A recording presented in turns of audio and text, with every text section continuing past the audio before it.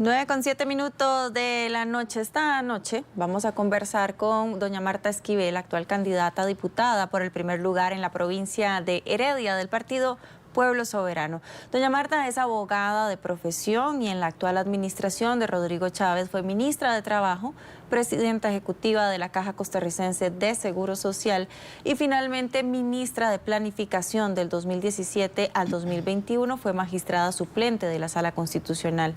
Muy buenas noches, doña Marta. Vamos a iniciar con este tema que consideramos marcó mucho su función pública y fue el caso Barrenador. ¿Cómo está? Muy buenas noches, muchísimas gracias. En el caso Barrenador, doña Marta, usted ha cuestionado los precios de los servicios de las cooperativas en comparación con los de la Caja Costarricense de Seguro Social. ¿Podría explicarnos con cifras o con ejemplos concretos por qué considera que los cobros son desproporcionados? Bueno, yo remití un documento que tal vez me lo pueden proyectar, que es precisamente el cuadro que se hizo en el año 2020 y donde participó la persona que después hizo estos estudios de costos que ahora un perito viene a analizar y señala todas las irregularidades. Vea, este cuadro habla por sí solo. Ese cuadro se hace en el 2020 y es, digamos, el acto o el elemento a nivel de junta directiva que da el banderazo de salida para esa licitación, para esa contratación de las áreas de salud, los EBAIS, a las cooperativas y a otra organización, a Semeco. Y vean qué interesante. A mí esto, o sea, esto es lo que refleja o el desorden o la mala fe de algunos departamentos o direcciones de la Caja. Vean qué interesante, donde ahí señala que la estimación del costo de operación institucional de 10 áreas de salud, o sea, a la Caja, el costo para el año 2025 hubiese sido de 67.000 millones. La adjudicación a las cooperativas fue de 50.000. Esto fue lo que dio base al presupuesto que se calculó para poder adjudicarle a las cooperativas. Sobre esa base, ese documento, que es un documento de más de 100 páginas, viene una justificación importantísima, lo integran diferentes gerencias financieras, sobre todo de la Caja, y vean qué interesante, qué pasó del 2020 a 2024, que los 67.000 millones de costo de la Caja desaparecieron. ¿Está desglosado y especificado punto por punto? Eso es. Eso que acabas de decir es fundamental, porque aquí hay un montón de elementos adicionales que nunca fueron valorados en el estudio de costos de la Caja. O sea, realmente, costarricenses, este estudio del perito, un año después de todo lo que hemos tenido que pasar, de todo el daño que han generado, suspendidos de nuestros cargos, ¿verdad? Una humillación que no la va a reponer. Hay gente que le dice a uno, demanden, eso no se paga. O sea, el daño a la familia, el daño moral, no tiene precio. Entonces yo aquí lo único que quería era resaltar que esto se podía ver si se hubiera hecho un buen análisis, una buena investigación, pero cuando uno ve la carrera con que se hizo todo ese proceso y uno se cuestiona, ¿verdad? ¿Cuál era la carrera de la auditoría interna? Que 4 días después de adjudicado ya tenía la denuncia penal lista, la Contraloría en días emite un análisis de estos temas, que vean, yo solicité en estos días que nos dieran todos los respaldos del estudio, el último, el que el perito ahora es un perito, es un experto que trabajó en el OIJ, en el tema contable, financiero contable. Y él lo que hace es comparar la licitación con las ofertas y dice, aquí lo hicieron irregularmente. Ese estudio no tiene ninguna base. Doña Marta, entonces se lo pregunto directamente, para usted, a criterio personal, ¿esto fue un show premeditado, montado ya con dolo, podríamos decirlo de alguna manera? Por supuesto. O sea, algo estaba haciendo yo bien o mal para algunos que necesitaban sacarme de la Caja. Eso es sin lugar a dudas. Y hoy que veo el ataque que hay para lograr que la Caja tenga un sistema contable y financiero, por Dios, son 6 billones de presupuesto, sin controles en medicamentos, sin controles de un montón de insumos que tienen un costo altísimo para todos los costarricenses.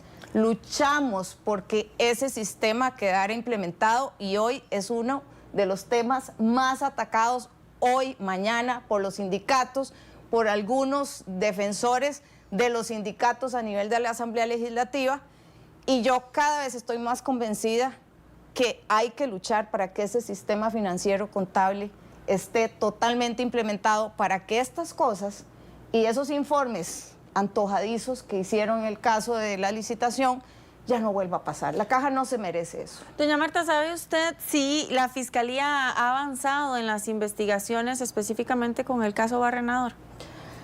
Vea, yo tengo una desilusión tan grande. Ustedes saben que yo trabajé en el Poder Judicial. Y también puedo decirles que un Poder Judicial verdaderamente independiente es una necesidad fundamental para un país democrático. O sea, es uno de los ejes principales. Y poder vivir desde las entrañas todas las irregularidades que han hecho en el caso de nosotros, a mí me da pena ajena, pero además me duele como país tener que decir que se han cometido muchas barbaridades. Y una de ellas, les debo decir, aquí en el programa se presentó aquel correo famoso de los ceros, ¿verdad? Llevamos 10 meses solicitando esa prueba y no nos la han querido dar. Es impresionante, no nos la han querido dar. Nos dan pedacitos por acá, pedacitos por allá. Es más, a mí me dieron 2 o 3 memorias externas con lo de mi computadora y lo de mi teléfono, con un sistema tan complejo que pareciera que hay que llevar una maestría para poder abrir esos archivos. Y lo más grave es que de ahí estás como con las manos atadas, porque ellos son los que tienen las computadoras, los teléfonos, y no nos dan la prueba que necesitamos. Al final de cuentas, o sea, es muy triste decirlo, pero aquí había como una especie de trama hecha para dañar al gobierno y para dañar la gestión que se venía haciendo a nivel de la Caja, que mucho era de poner orden. Doña Marta, usted insiste tal vez en el tema de una diputación para insistir, valga la redundancia, en una inmunidad. No, yo creo que, vea, yo esperaría que con esta prueba, que es sólida, que es clara, haya verdaderamente un análisis de parte de la Fiscalía. Nosotros realmente con la prueba del perito estamos valorando si presentar un proceso contencioso administrativo contra la Caja y contra algunos de los funcionarios de la institución. Realmente este tema ya excedió la lógica, la razonabilidad, y como les decía, esto nos ha generado mucho daño a muchas personas, entre ellos mis compañeros, muchos de ellos adultos mayores, que ya tenían su vida resuelta, vienen a ayudar en una gestión y el premio que ellos reciben por el sacrificio que hacen, porque realmente estar en una junta directiva de la Caja no le exige a usted un día, son semanas de trabajo, las actas son enormes, los temas complejos, y es algo que sin lugar a dudas desde una Asamblea Legislativa hay que revisar. Hay que revisar la gobernanza de esta institución, porque no me cabe la menor duda, y yo seré una de las mayores defensoras de la seguridad social de este país, tanto del tema de salud como el tema de pensiones. Y hoy me enorgullece muchísimo que como parte del plan de trabajo de Pueblo Soberano, uno de los temas medulares es no aumentar la edad ni las cotizaciones para el régimen de invalidez, vejez y muerte. Ese fue un tema que a lo largo y ancho de todo el país muchísimas personas me consultaban. Dígame que no va a aumentar la edad, dígame que no va a aumentar las cuotas. Y eso a mí me enorgullece muchísimo poder luchar para que esa lucha, digamos, de años de nuestros adultos mayores no tenga que pasar por esa duda, por ese sacrificio de que, o esa incerteza de que voy a tener que trabajar más años para poderme pensionar. ¿Cuándo, en el caso de Barrenador igual, cuándo es la próxima audiencia, doña Marta? Bueno, en mi caso no hay ninguna audiencia por ahora. Algunos de los compañeros que tienen las medidas apeladas creo que todavía no se las han fijado, creo, no estoy muy segura, porque mi expediente anda por un lado y el resto de los compañeros anda por otro lado. En mi caso particular se va a dar una situación muy interesante. Ustedes recuerdan que como yo estaba en el Ministerio de Planificación, mi medida cautelar la conoció la Sala Tercera.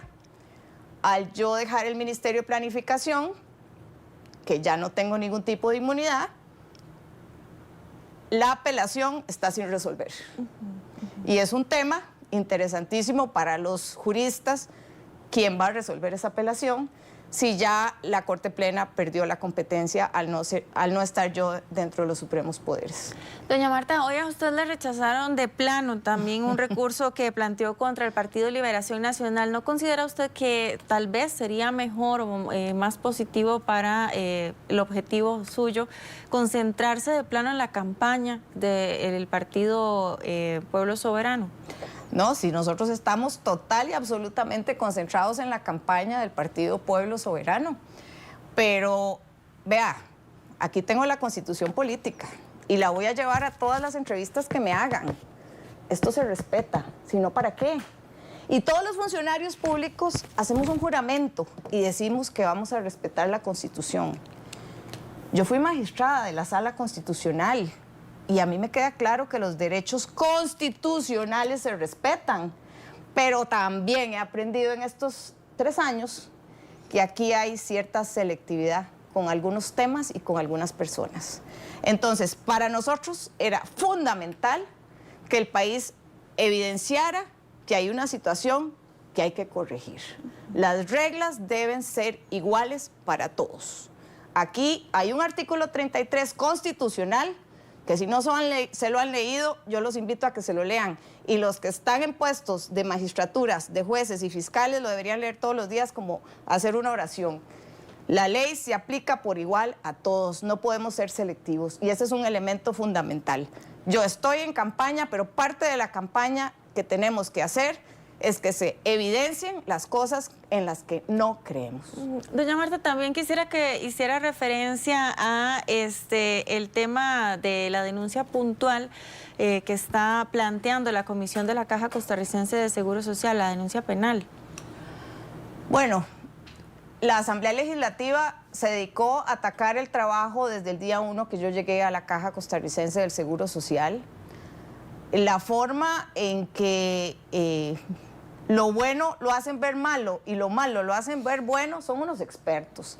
O sea, realmente decir que la caja tiene un superávit cuando la plata que queda en exceso está totalmente comprometida en obras de infraestructura y cuando hay listas de espera que muy probablemente ni siquiera ese bendito superávit que ellos llaman alcance para cumplir con todas esas operaciones si hubiera que hacerlas formalmente, eso es una falta de respeto para los costarricenses. O sea, lo que nosotros intentamos fue poner en orden las finanzas que no están en orden y ha sido muy difícil.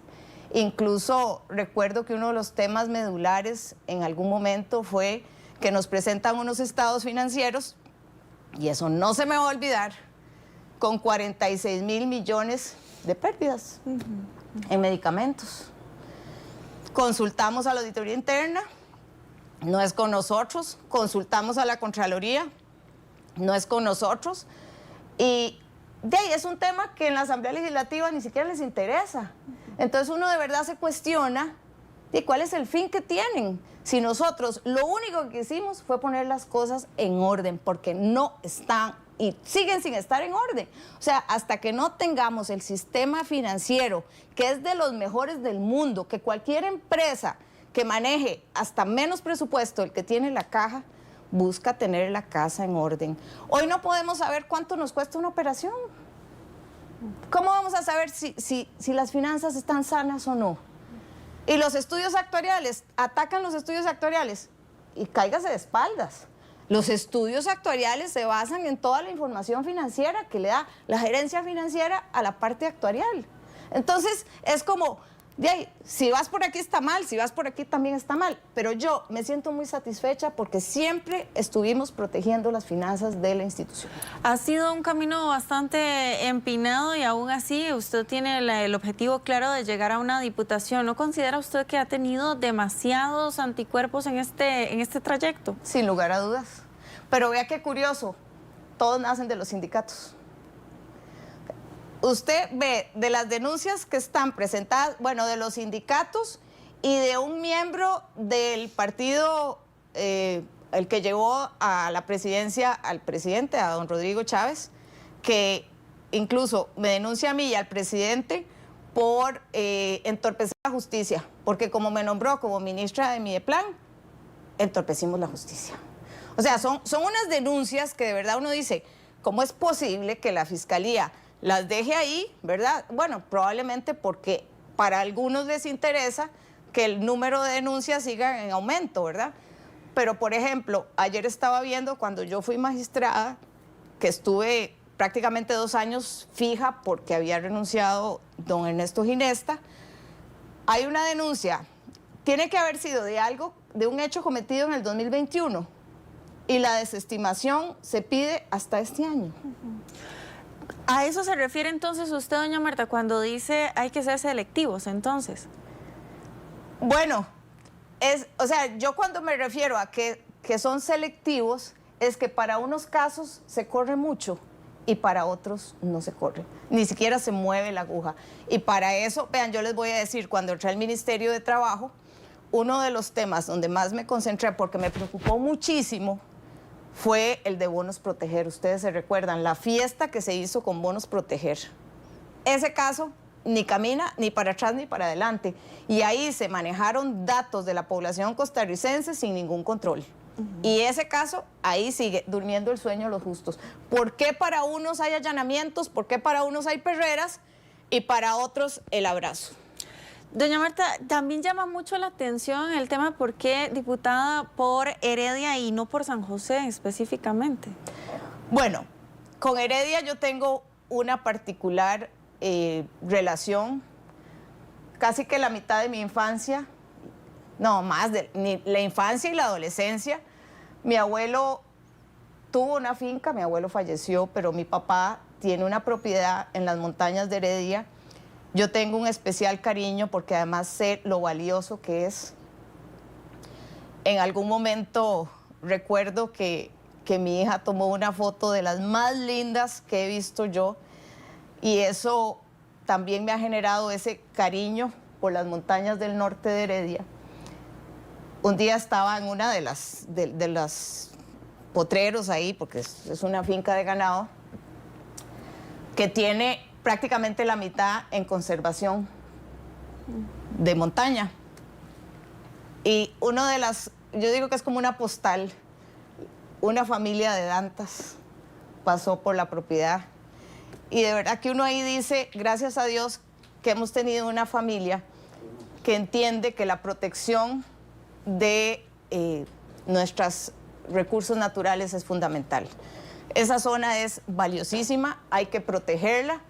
Y para aquellos que dicen que yo no tengo ninguna relación con Heredia, puede ser que tenga una de las mayores relaciones porque fue ahí donde mi infancia y mi juventud la vivimos, la disfruté en unión de mis abuelos, de mis papás.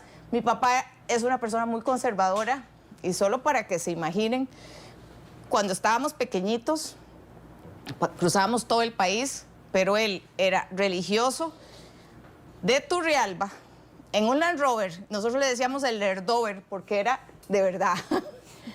En ese Land Rover, que era un safari, entonces nos dormíamos atrás, se venía desde Turrialba, pasaba por mis abuelos y nos íbamos a las montañas del norte de Heredia, religiosamente todos los fines de semana.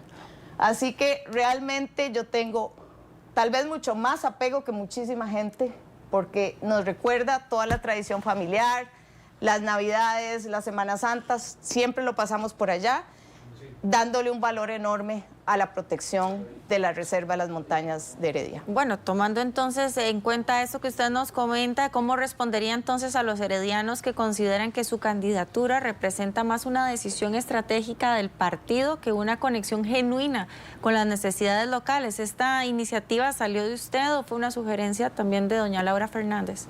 Bueno, esta fue una propuesta que salió de mí. Ustedes saben que cuando uno se postula para diputado, pone en cuál provincia quiere ser el representante y sin lugar a dudas Heredia, primero, es una provincia que lidera en el país muchísimos temas y creo que uno de los retos más importantes es mantener y superar todos los índices de desarrollo social que lleva Heredia, ayudarlos también con el tema que los sofoca, como es el tema vial. La movilidad vial es un tema importante en Heredia.